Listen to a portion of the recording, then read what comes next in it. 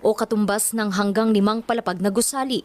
Ganito kalalim ang bangin na binagsakan ni dating DPWH Undersecretary Maria Catalina Cabral sa Cannon Road, Camp 4, Tuba, Benguet. Nakita ang kanyang katawan Huwebes ng gabi. Bumagsak siya sa mga tipak ng malalaking bato.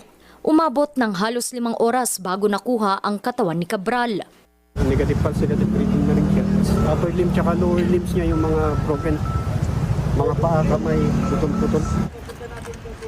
Kwento ng driver ng dating opisyal na si Cardo Hernandez, mula Quezon City ay bumiyahe sila sa Baguio nitong Huwebes ng madaling araw para mag-relax. Bago magtanghali, pansamantala silang huminto sa Camp 4 dahil nagustuhan ni Cabral ang lugar at nais niya umano ritong magmuni-muni.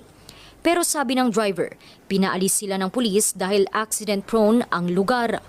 Dumiretso sila ng Baguio kung saan nag-check-in si